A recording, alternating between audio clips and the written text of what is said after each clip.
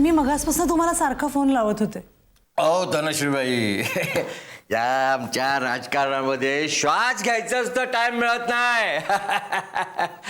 काय की मी इकडनं चाललो होतो, म्हटलं फोन करून चौकशी करण्यापेक्षा आपणच प्रत्यक्ष यावं. पण तुम्ही कशापायी फोन करणार होतात मला?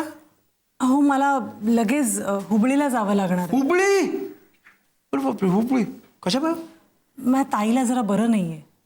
तुम्ही नुसतं सांगा ना, तुमच्या ताईला तिकडे आणायची व्यवस्था करू का? नको नको, त्यापेक्षा मी तिकडे जाईन. हाच निरोप द्यायचा होता तुम्हाला.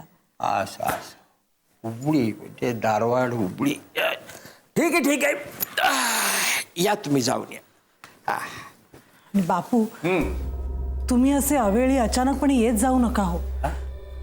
गेल्या वेळेला मी कसं काय सांभाळून घेतलं होतं ना, ते माझं मलाच माहिती.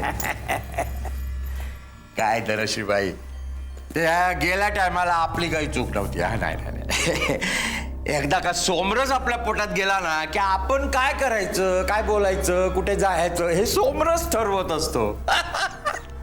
सगळ्या गोष्टी तुम्ही हसण्यावारी नेता बाबा. गेल्याला माझी काय तारांबळ उडाली होती ना, ते माझं मलाच माहिती. अहो धनश्रीबाई, आयुष्यात या असल्या घटना घडतात म्हणूनच तर जीवनात चव येते. कृष्णाने तुम्हाला इकडे पाहिलं असतं तर? ए बाई, या बापू लोटलीकरला कमी लेखायचं काम नाही, हा सांगू ठेवतो. मी तुम्हाला कमी लेखत नाहीये, पण मला मुळातच कुठला गोंधळ झालेला नको, इतकंच. ठीक आहे, जशी तुमची इच्छा.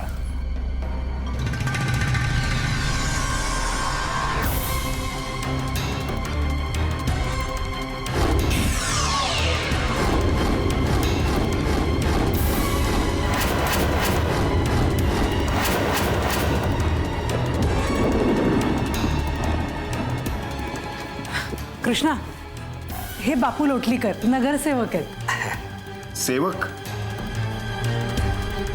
ह्यांच्या मतदारसंघात यांनी एक साईबाबाचं देऊळ बांधलंय. त्याच्या उद्घाटनाच्या दिवशी माझी 4-5 भक्तिगीतं असावीत असं त्यांना वाटतं, म्हणून ते आले होते. काही गाण्याची गरज नाहीये. कृष्णा, हे कृष्णराव अग्निहोत्री.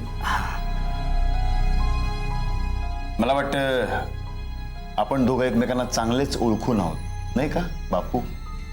हे बघा, मी काय म्हणतो, काही म्हणायची गरज नाहीये. तुम्ही जाऊ शकता.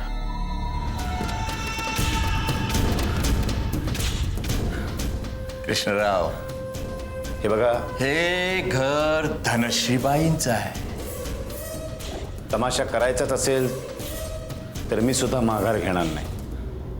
आज काय करताय कृष्णराव? मी फक्त साईबाबांच्या मंदिरामध्ये त्यांचं छोटंसं भजन कीर्तन ठेवावं या चांगल्या उद्देशाने तिथे आलो होतो. आणि आपण असंच एकमेकांवर रागावत बसण्यापेक्षा, भांडत बसण्यापेक्षा आपण काहीतरी सेटलमेंट होते का बघूया ना. अरे तुम्ही लोक सेटलमेंट शिवाय दुसरं काही करूच शकत नाही काय? हे बघा, मी बाहेर दरवाजा तिकडे. स्वतःहून जाताय का मदत करू? जातो. हां, ठीक आहे, येतो बाई.